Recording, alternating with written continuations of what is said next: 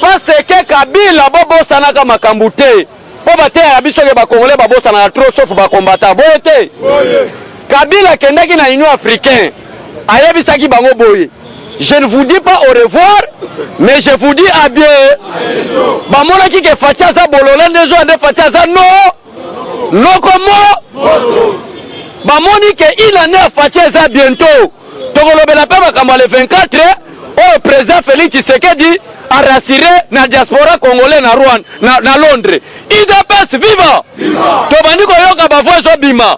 Bamusu stade de martyrs. Bamusu boye. Président Félix Tshisekedi face au Kinois, non, face au Kinate.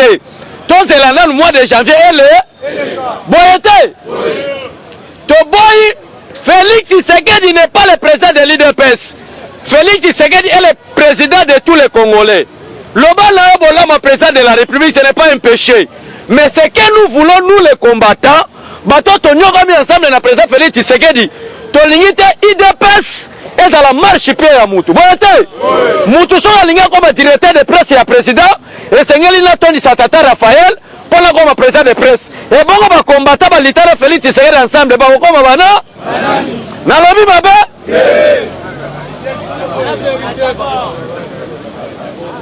IDPS viva. Na bandi pour info ça la baise mikoloyo.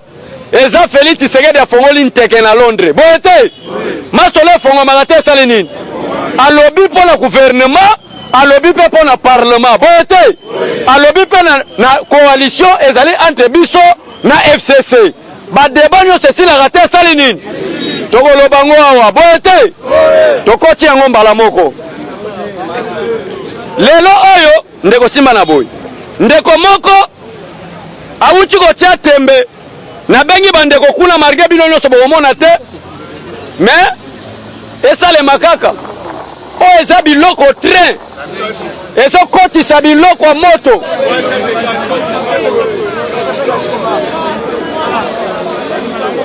Bozela na kolakisa. Biloko moto koti. Félix Tshisekedi na yebite so bozomona.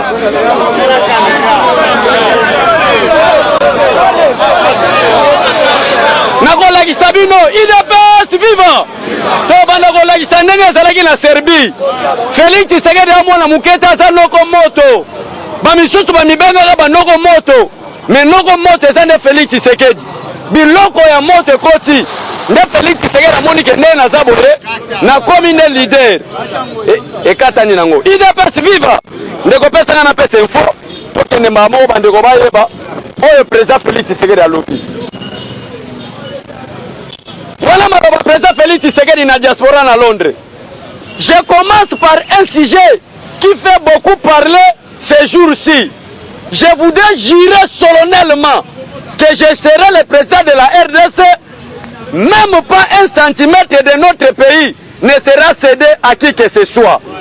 Donc, ce sujet de la balkanisation, c'est de la distraction. IDPS viva! Diaspora babesi maboko. Akiti la mi balé. Alobi boye. Na ligito za la calme po komi dossier bana mulenge. Po Congolais za soka yoki na débit, ayoki suka temba la moko Félix alobi bana mulenge ba Congolais. Nana yebi soka Félix Tshisekedi alobi bana mulenge ba Congolais. Totanga ngoyawa. Les bana mulenge sont des Congolais alobi bongo. Ils sont restés de génération en génération en République démocratique du Congo. C'est comme vous qui avez pris la nationalité ici, à Londres. C'est anormal qu'on puisse vous considérer.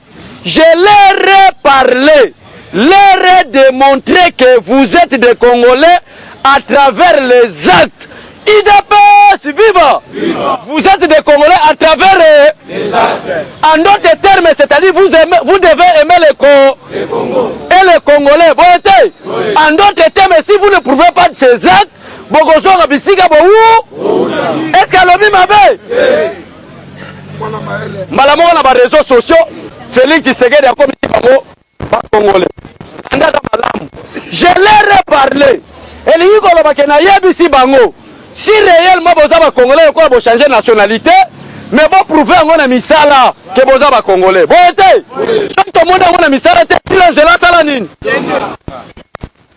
Félix asala nini mutamemi makambo Mobutu apesi ba nationalité zaïroise Félix Tshisekedi est un démocrate Félix Tshisekedi c'est l'un des présidents qui veut respecter la constitution congolaise et makambo de nationalité na 21e siècle les a sous sujet à information te et comme makambo ko boa kisa mais tokoya ba vous êtes mwana mulenge mais ça ba fonction mususu na Congo ko sala ngote bon tel que le poste du président de la République les postes ko pesa na mwana mulenge te tel que le chef d'état-major général de l'armée ko pesa na mwana mulenge te parce que ce sont des Congolais mais d'origine du roi.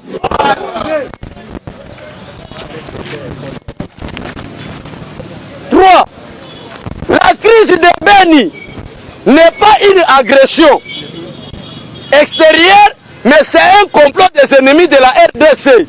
Certains de nos compatriotes, y compris, pour participer et piller nos richesses, j'ai dit à l'état-major qu'on ne laissera plus l'État à ces ADF.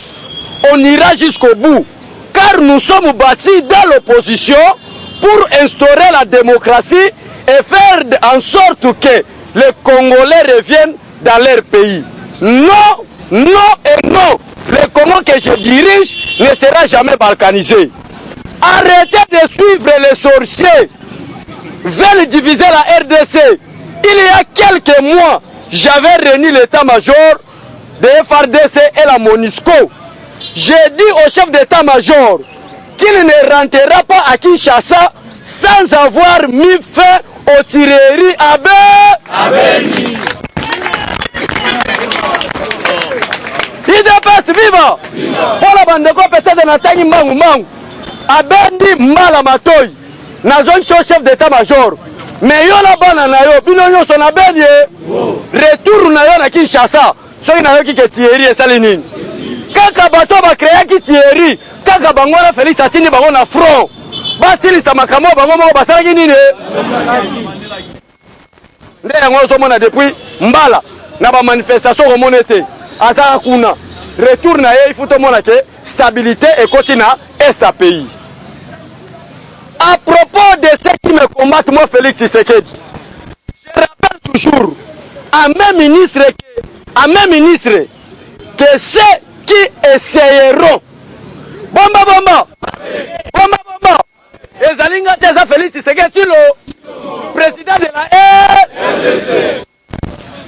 À propos de ceux qui me combattent, moi en tant que garant de la nation, je rappelle toujours à mes ministres que ceux qui essayeront d'arrêter mes actions au nom du peuple congolais, leur sort c'est le but qui rouge. Bomba. Félix Agoya tema wanayo. Félix Agoya après le 24. IDPS viva. Okoluka coup d'état, okozwa coup d'état. Ake ofanda na ye. Ali ambanga bigi rouge kali kola mesa. Minito soso e bateke tuna bandiko na FCC. Nenge jare bandiko bima bango. Tokoloba makambo parlement bozako tchatembe Félix alobi yango pe.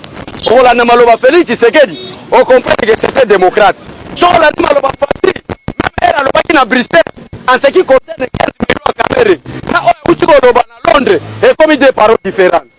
Papa bato bako kanga fouiner le passé ezali. IDPS viva. Leur sort c'est le big rouge. Ils quitteront le gouvernement promptement. Ezala le ministre, il y a portefeuille. Ezala le ministre, il y a finance. Ozala la camp politique nine. Dès retour du président de la République, ailleurs la biki blé mais avec la biki na lobaka qui fait battre belé, bako yina Félix Tshisekedi. On va faire vraiment le lobby. Ah!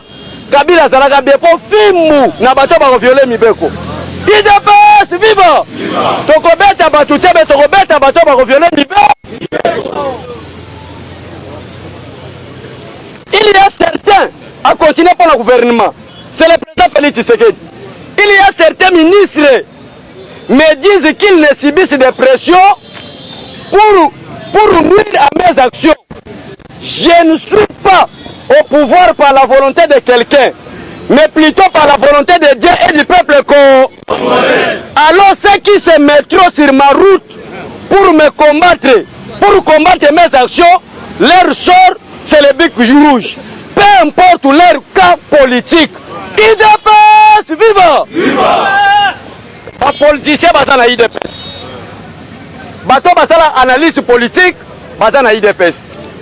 Wana toza na janvier 2019. Toko yebisa bato bo c'est la janvier 2020. Bo été. Est-ce que maloba on a 2019 Félix Azako Lobango?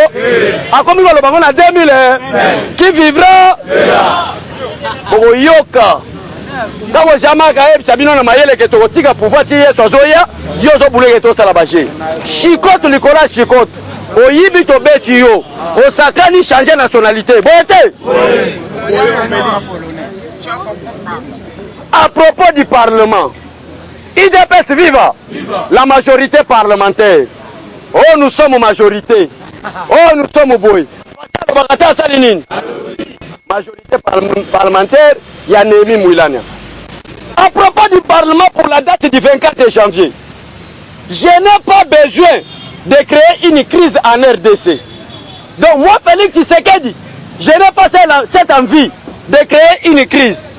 Mais visiblement, il y en a qui veulent me pousser à bout et faire que je puisse dissoudre l'Assemblée nationale.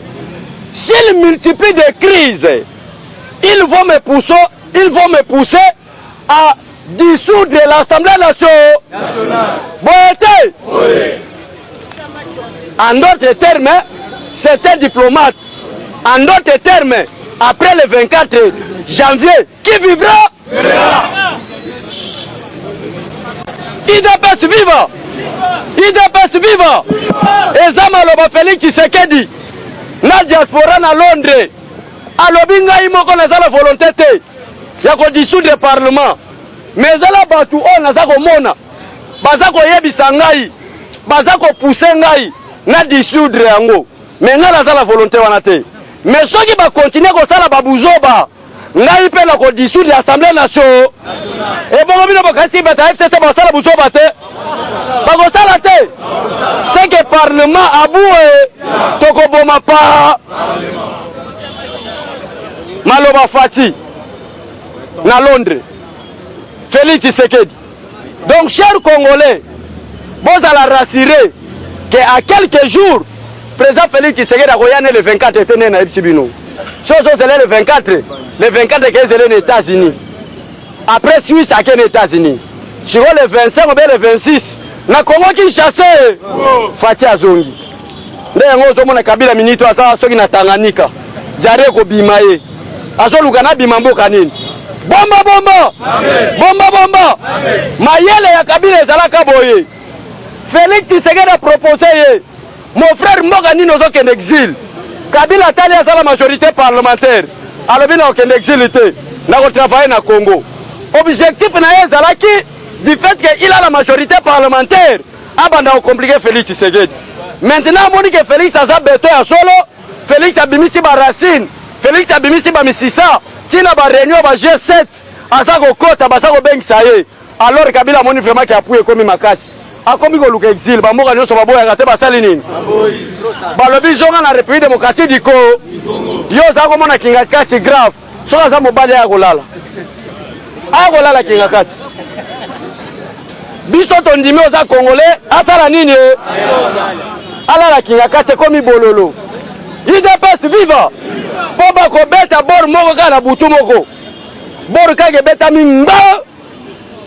Boyoki ke mwana maya zala parquet à 5e rue. IDPS viva. Félix Tshisekedi a déjà sentir nae. Yo mutoza ko lela. Félix Tshisekedi sentir. Fati a vu sentir ya bana nae. Mura tamoko te aza la première sentir. To komi ko tika bango libanda. Kabila comprendre bala ngo pe la tennis so ala to monika na misuboy. Olobi ka aza plus que DSP. IDPS viva. Fati a moni vraiment ke ngonge ko gratter sali nini.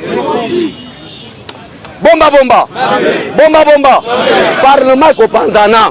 IDPS viva. Kamere pa ko longa directeur ya Kabi. IDPS viva.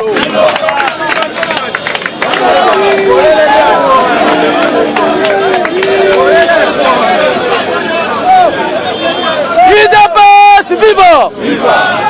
UDPS viva! Bomba bomba! Parlement copa! D'ailleurs avant Fatia Panzama biso bataliboso ko panza pas.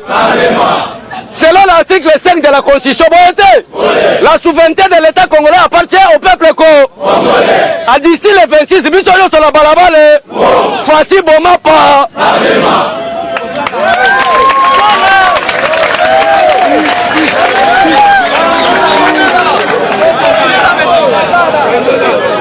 Bomba bomba. Bomba bomba. Yangwana bomoni bato à Londres. Bagangi balobi longola kamere. Fati atali kamera avec les mawa. Alobi so ina pesiga boye. Akokwa ya chaos sur place. Alobi azali na biso boza la ka. Mais biso nyo so rendez-vous après le 20. Papa, kombo vraiment so ka kombo. Ya mundele te. Ya ba congolais. Tozo kombo la cité de l'Union africaine. Tozo kombo la gouvernement. Boko soutra vraiment Fatia le bibo lukelanga combattant moko. Ministre à finance. Ministre à portefeuille. Gérer wana. Si vous gérer wana kindenge ki combattant. Boyete. Ozo gérer ministère l'île ozo lia boyete. Awa biso to linga aventure te ata 100 francs obimate. Boyete. Wana gestion à IDPS. Et makambo pe Félix Tshisekedi azo zelango wana. Donc ezalango yebani nango. Félix Tshisekedi mon mentor, mon leader. Azui appui à monde entier. Maintenant retourne à yé papa. Qui vivra? Bako boya no Félix kana lo yenge boy. Ofani no kana lo yenge zo boya.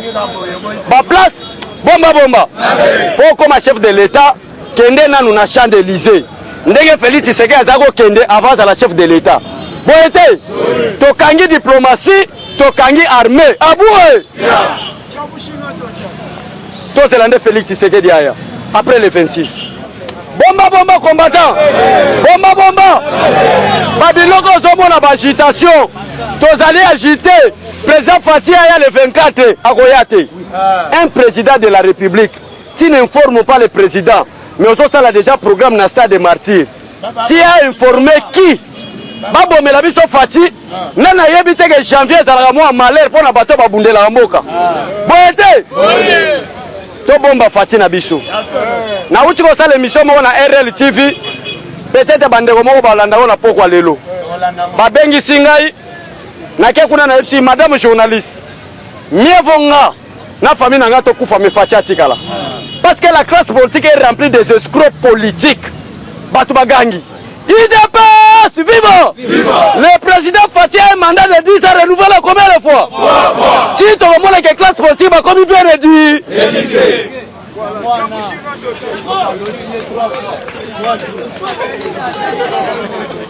IDPS viva!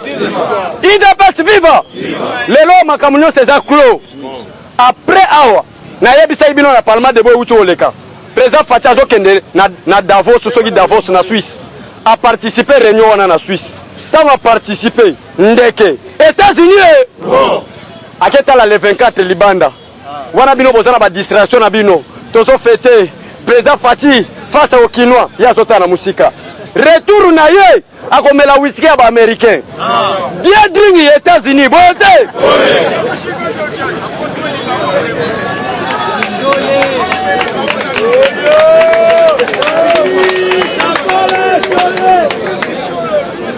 IDPS viva! Président Félix Tshisekedi, année prochaine, c'est lui le président de l'Union africaine. Président Félix Tshisekedi, kaka année oyo, naba septembre, azotinda délégué, il y a République démocratique du Congo, na Conseil de sécurité des Nations Unies. IDPS viva! Kaka année oyo, na septembre, le Congo sera représenté au Conseil de sécurité des Nations Unies pour parler pour l'Afrique. IDPS viva! Yango bozoma na yebisaki bino même Papa Lobaki que j'ai reçu une vision plus de 3 fois. Félix Tshisekedi, tu n'es pas seulement le président pour la République démocratique du Congo, mais pour toute l'Afrique entière. IDPS viva! Ambongo olinga te, Félix aza na niveau ambongo te. Master na eza Pape François, boyete.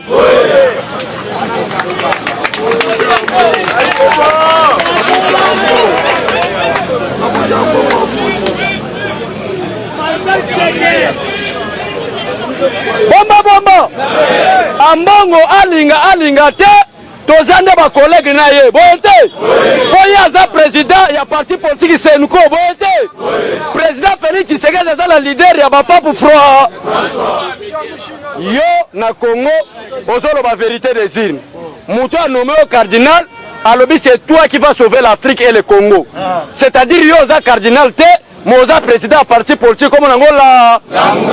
Est-ce que na kosi ndekwa Jean-Pierre B na Martin Fa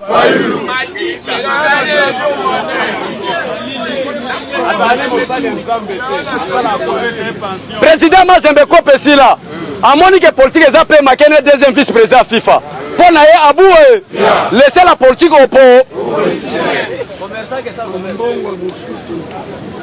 Tango président Félix Tshisekedi bomba tango président Félix Tshisekedi akiti na kati ya Londres bobo sana teke zaka ka fiati aza kuna te président ya Egypte azali président ya soki Mese Kenyatta azali baza kuna mais ala président moko te babiambi exceptionnellement lokola Félix Tshisekedi orike na kati na bango président Union africaine oyo Egypte aza kuna mais Félix Tshisekedi azaka na suprématie likolo na bango. IDPS viva! Sikoyo maya mbule kota na ndako zo budeka na loenge. IDPS viva! Bakutani na président Al-Sisi.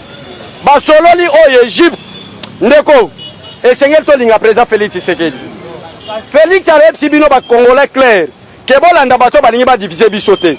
Boye bibe bato balingi ba diviser biso ezali Martin Fayulu Madi Jean-Pierre B Fridolin Ambo Donatien Cho Jean-Pierre B Moïse Katou na mokonzi na bango Joseph Kabila Kaba alias Hippolyte Gana IDPS viva bandeko balobi Mozitu aza plus mauvais koleka bango toko classé Mozitu na degré na bango so ezala ba politicien ba motema mabe Mozitu a numéro 1 bokende kotala alfatage na vila Kikwit hotel ya Mozitu ezaka boy liboso na bango mabulu na mabulu Félix Tshisekedi nda atindi ba tracteur ba bongisela bango muto aza bomba ville de Kikwit eza une grande ville mais soki okufi lelo lobi na tongo bakundi yo po bazala morgue te mais ville wana ebimisaka premier ministre sikoyo mutu Kikwit ofani kaka boye Adolphe Mozitu Martin Fayulu ndeko na biso okufa lelo lobi basali nini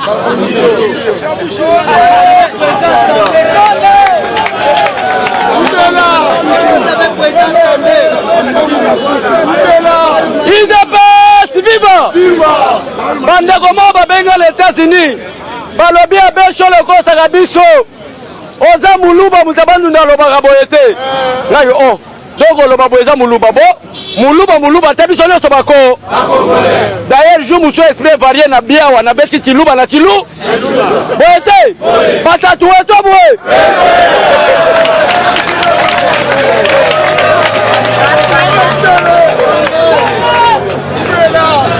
IDPS viva jour musu de esprit varié to beti kiko bampali na mulu mbata la beno mbata diaka est-ce que makamba boko yoka wana eside oyongo kana ouais ça ici ba congolais nyoso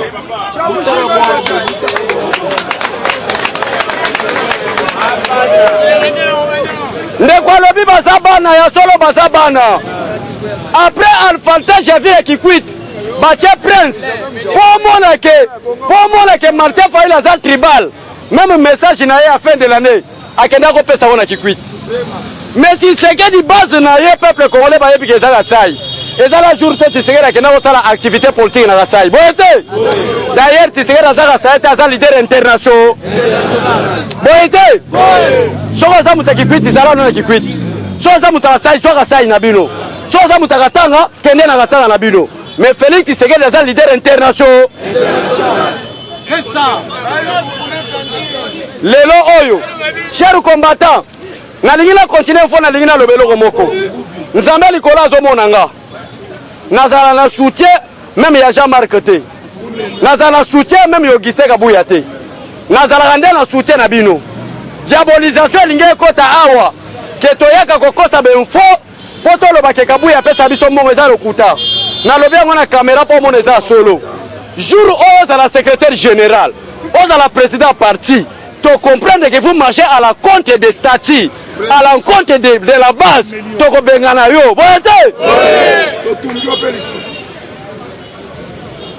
pour diabolisation ligne kota so bomoni mo cravate de côté peut-être moi muta poto émission abe sur les hommes à cravate na ndenge ya bien te mais parti boye biso nyonso c'est là après le 24 boyete le travail ce n'est pas l'anglais ou le français le travail c'est de langue nationale boyete ba nommé ceux qui nous na bureau beta tole ceux qui Congo beta tole est-ce que Chine est tongama na France et tongama na anglais et tongama na français et tongama na kishi biso pe to tonga na tilu na kiko na linga na choix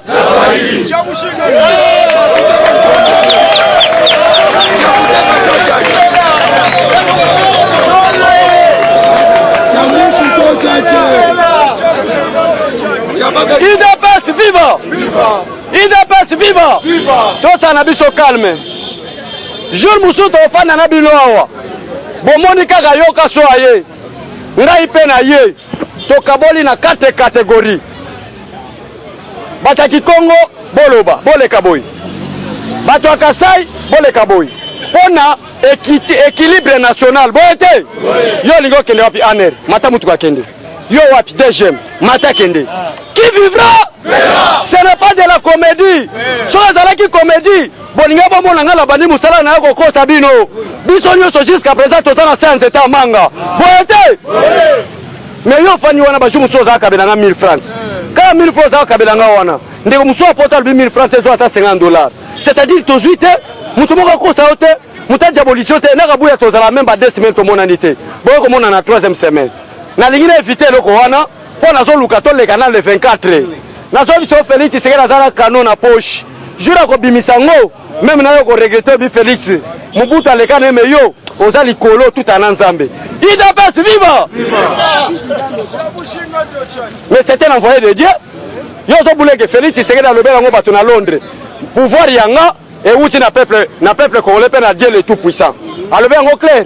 Soki Martin Fayulu bampangistanais ba vota ki mais a Félix Tshisekedi outa na lo la peuple mobimba a voté. Boyete.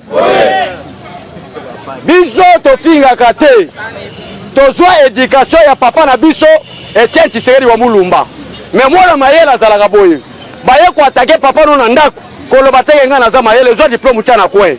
Répondre na mutu ayeko teke papa na yo. Boyete. Moi na mayela zalaka teke papa je peux aller c'est aux abololé. Moi na mayela zalaka dès que je vais écouter vous injuriez mon président et mon président est le garant de la nation ne peut pas vous injurier. Na kolongola costume nga pe na fingi. Boyete. Est-ce que vous avez dit que vous fingi?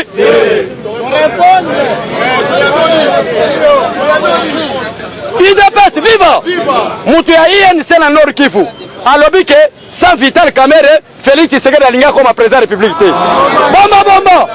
Donc, biso alinga tolo bake, toza ba santé za bongo. Biso ba tokoye biso Félix Tshisekedi aza bien dit. Abimala mwasi ya mutu. Boyete. Soki ba bandaki te tolinga tolo ba. Mais vous à la calme, biso to répondaka. Vous à la calme, venanga jibe mpiarazano calme. Ana action président banyangoyo. Moi si na yo ko récupérer, ce n'est pas un problème.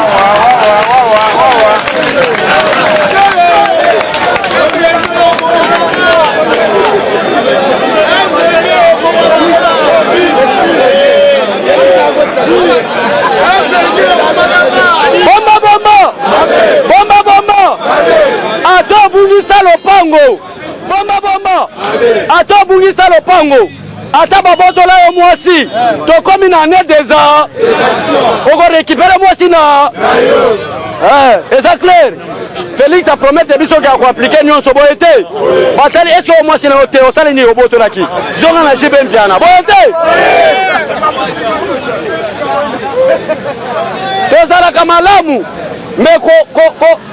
Mais komeka ko attaquer président na biso te. Soki omeki ko attaquer président na biso. Tokozwa ba jimel. Totala tina se ambetu na olala kandenge ndini. Poto attaquer o boyete. Yangana pesa la force à président. Président tiaza na présidence. Azotala bi jusqu'à présent j'ai la confiance de ma base. Si yo base ngo ba attaquer papa na yo, osolo bake toza mayele belé. Moutaza clair. Les Nations Unies, baza clair. Bazolo bake, balkanisation na Congo ezate. Si vous avez un la balkanisation, il faut l'attaquer.